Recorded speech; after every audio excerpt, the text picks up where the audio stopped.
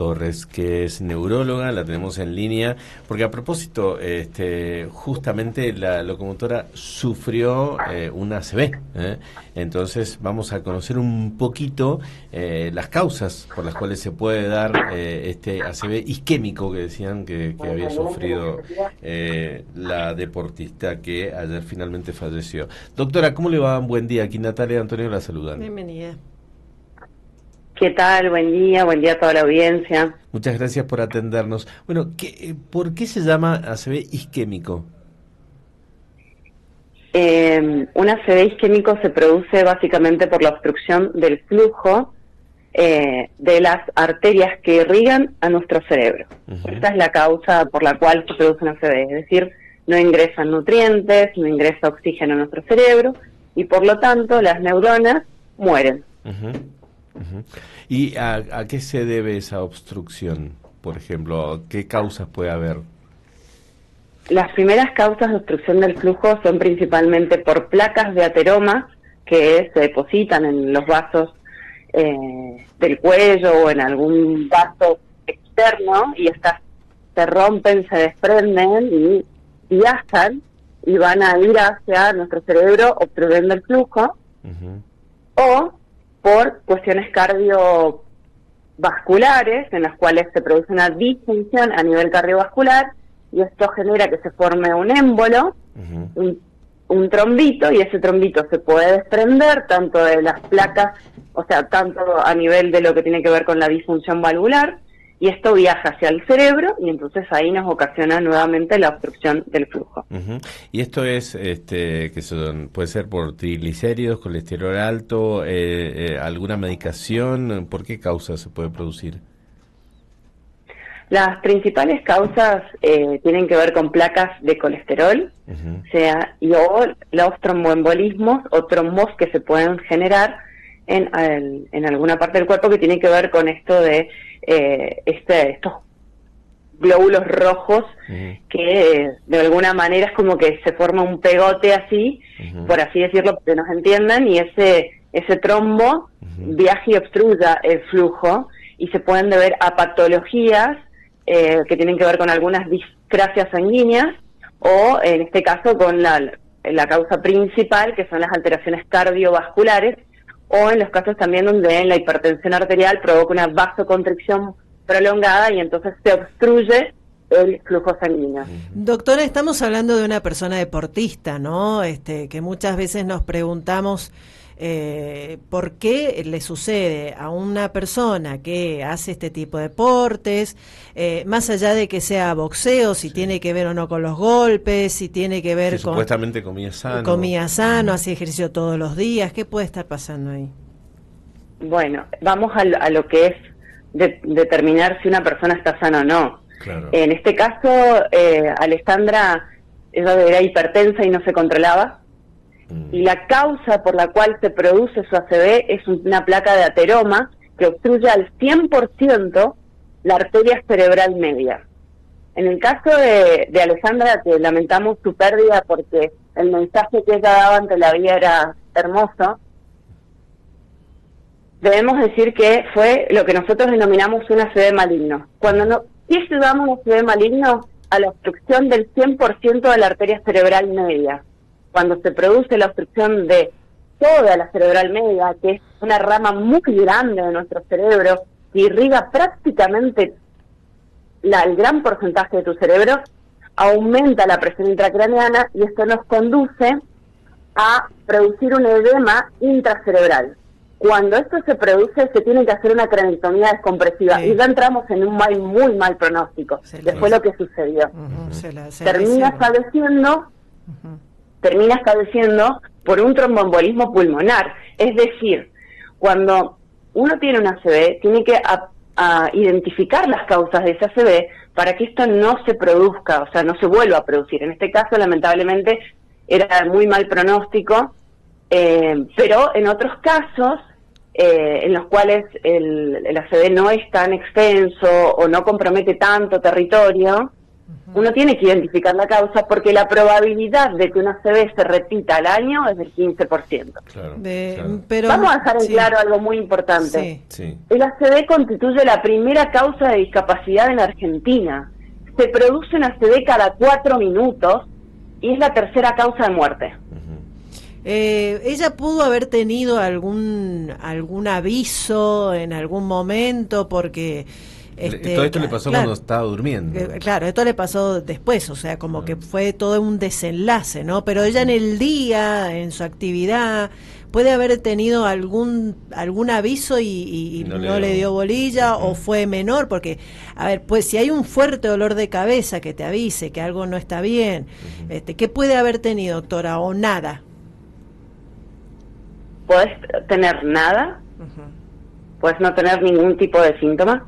Sabemos que los ACV se producen en la noche porque la mayoría de los ACV se producen por el aumento de la presión arterial, que en consecuencia es en la noche, es la que se produce a las 2, 3 de la mañana. Y vamos a recordar algo muy importante, y esto son estadísticas. Del 100% de los pacientes hipertensos, solamente el 34% sabe que tiene hipertensión. Y de ese 34% que tiene hipertensión, solamente el 17% está bien medicado. Claro. Vamos al caso de Alejandra. Alejandra era hipertensa y no se controlaba, chicos. Claro. Entonces, cuando hablamos de que los factores de riesgo sí cambian el pronóstico, sí cambian estos desenlaces, es importante tenerlos en cuenta y poder hacer prevención, porque esta patología es prevenible. Respecto de el tema de los golpes, aquellos que practican boxeo y demás, ¿eso tiene alguna influencia o no? No en lo que puede generar un aumento en la fragilidad capilar, pero en general hay que saber que el boxeador de lo que va a sufrir es de algo que nosotros denominamos demencia pugilística. Ah, mira. ¿Sí? De hecho, hay una película muy conocida, que la vamos a ver en todas las plataformas, en la cual hay un estudio que se comprueba que los deportistas que practican fútbol americano, que sufren más golpes a más velocidad que los boxeadores, terminan desarrollando demencia. Y esto es por las lesiones repetitivas y las contusiones que van recibiendo. Entonces, sí nos va a llevar a una demencia pugilística. Ahora, en el caso de la ACV, tiene que ver más con la falta de control de los factores de riesgo. Claro. O sea, hacer deporte, comer bien, no quiere decir que yo estoy estoy sano. Claro. Era una persona muy joven. Los controles. O sea que esto puede afectar a cualquiera, ¿no? Porque ella tenía 47 años, o sea, es una persona joven. Puede afectar en un rango de edad de ¿cuál estamos hablando? Cualquier persona puede desarrollar hipertensión. Existen hipertensiones primarias, que son estas asociadas a la sal sensible, y otras que tienen que ver con otras alteraciones y otras patologías secundarias, como alteraciones renales, insuficiencias suprarrenales. O sea, hay pacientes que tienen 10 años y son hipertensos. Claro. Hay chicos de 16 años con alteraciones en el lipidiograma. Esto no es excluyente. Sí hay que saber que las patologías, los ACVs más frecuentes en pacientes jóvenes tienen que ver con ACVs hemorrágicos y tienen que ver con aneurismas, malformaciones arteriovenosas, cavernomas, o sea, que tienen que ver con una alteración en lo que tiene que ver con la estructura de la arteria.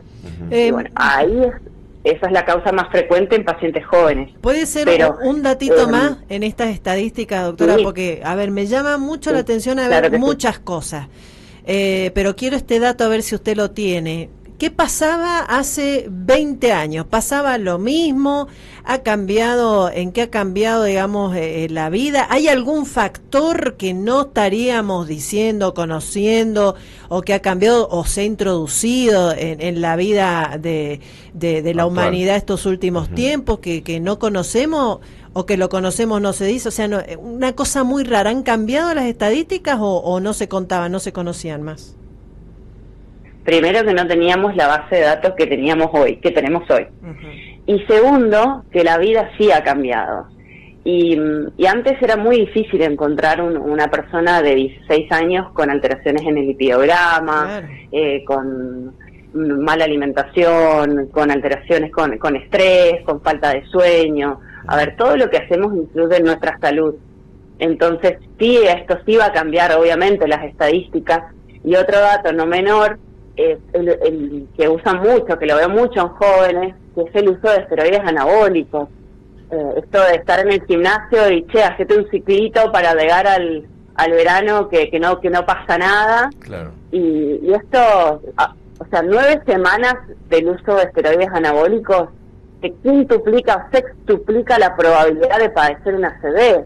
Claro. O sea, utilizar este tipo de sustancias genera alteraciones en tu hígado y va a aumentar la producción de colesterol, va a generar que tus arterias se pongan más finitas, que tengas más probabilidad de vasoconstricción, te aumenta la frecuencia cardíaca, te aumenta la presión arterial en consecuencia. O sea, que no es que es gratis. Claro. Y esto sí lo usan muchos pacientes jóvenes, muchas personas jóvenes que van al gimnasio para verse mejor. Entonces, esto también es importante revelar este tipo de datos, ¿no? Claro. Y el otro es el uso de sustancias, ¿no? En este caso de la marihuana, por ejemplo. Un estudio publicado recientemente que se hizo en Estados Unidos que involucró a 4 millones de personas que eran sanas y se las siguió durante 10 años, sanas, completamente sanas, se las controlaron, le hicieron absolutamente todos los estudios, y luego de 10 años de transcurrido ese tiempo, el 20% de estos pacientes fumaban marihuana, y ¿cuál fue la consecuencia? Que tenían problemas cardiovasculares. Ajá. A largo plazo. No es gratis. Alteraciones, arritmias, no es gratis, pero bueno, hoy todo el mundo dice, ay, sí, fumemos, que no pasa nada. Exacto.